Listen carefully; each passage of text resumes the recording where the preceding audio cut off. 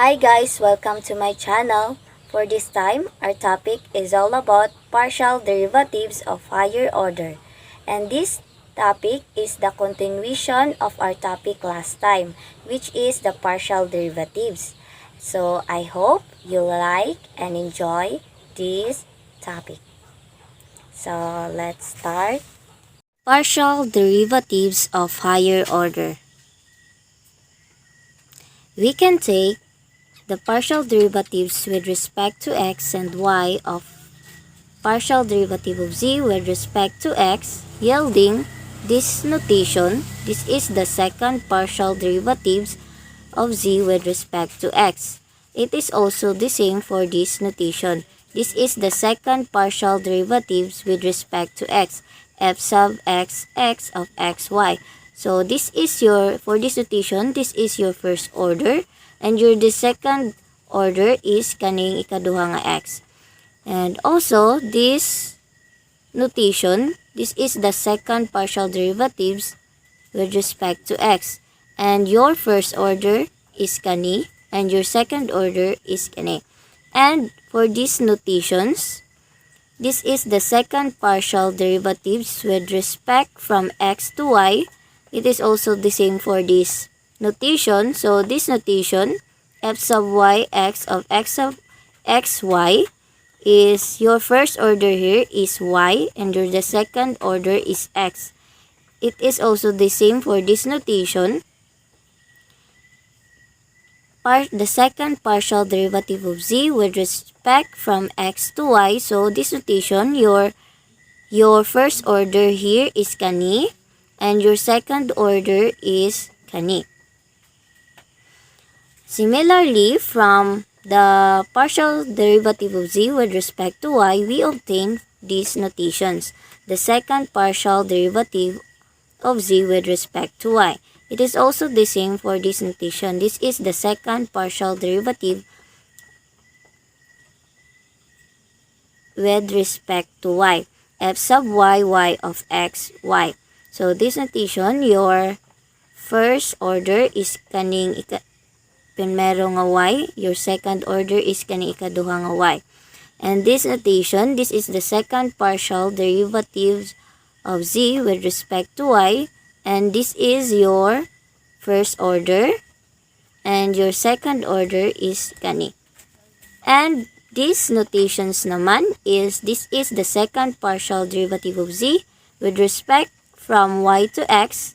It is also the same for this. Kani nga notations is the same lang po sila ani nga notation.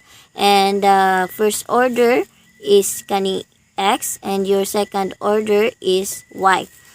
And these notations naman, this is the second partial derivative of z with respect from y to x, and this is your first order and your second order is this. So note that the second partial derivative of z with respect from y to x is also the same of the second partial derivative of z with respect from x to y. It is also the same kaning duha. F sub x, y, it is equal to f sub y, x. So please take note that. Examples. Find all second partial derivatives of z. Z is equal to x squared plus 3xy plus y squared. Solutions. So atong buhaton is get the first partial derivative of z with respect to y. With respect to x. So the first partial derivative of z with respect to x is the derivative of x squared is 2x plus the derivative of 3xy is 3y plus the derivative of y squared is 0. Because our y here is it is served as a constant. Because atong gikuhaan diri is with respect to x man, gikuhaan natong partial derivative is with respect to x man, so the other variable in our given is y, so it is served as a constant. So that's why the derivative of y squared is 0 is 0. So, pwede na to, dili na to ibutang diri. So, the first partial derivative of z with respect to x is 2x plus 3y. So, now, pwede na to kuhaan ang second partial derivative of z with respect to x. So, all we need to do is to get the second partial derivative of 2x plus 3y with respect to x. So, the second partial derivatives of 2x plus 3y with respect to x is the derivative of 2x is 2 plus the derivative of 3y, which is our 3y here is served as a constant.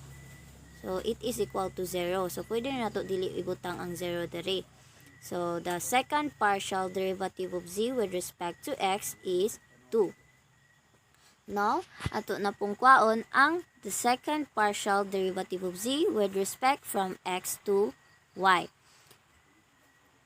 All we need to do is to get the second partial derivative of 2x plus 3y with respect to y.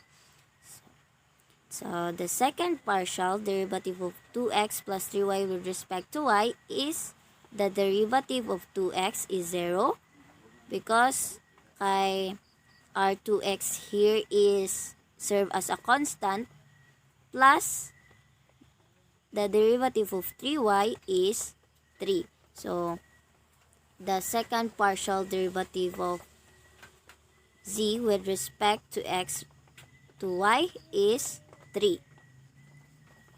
So, that is the second partial. So, this is the answer of the second partial derivative with respect to x. So, now, ato na pong kwaon ang first partial derivative of z with respect to y. So, the first partial derivative of z with respect to y is the derivative of x squared is 0 plus the derivative of 3xy is 3x plus the derivative of y squared plus 2y. So the first partial derivative of z with respect to y is 3x plus 2y. Now, kwaon na pud nato ang the second partial derivative of z with respect to y. So, all we need to do is to get the second partial derivative of 3x plus 2y with respect to y. So, the second partial derivative of 3x plus 2y with respect to y is the derivative of 3x, which is served as a constant, is 0, plus the derivative of 2y is 2. So, the second partial derivative of z with respect to y is 2. So, now, ato na pong kwaon ang the second partial derivative of z with respect from y to x. So, all we need to do is to get the second partial derivative of 3x plus 2y with respect to x. So, the second partial derivative of 3x plus 2y with respect to x is the derivative of 3x is 3 plus the derivative of 2y is 0 which is served as a constant. Kay with respect to x naman ato ang napong kwaon og partial derivative. So, the answer of the second partial derivative of z with respect from y to x is 3. So, this is the answers of the second partial derivative with respect to y. So, that's all. Thank you.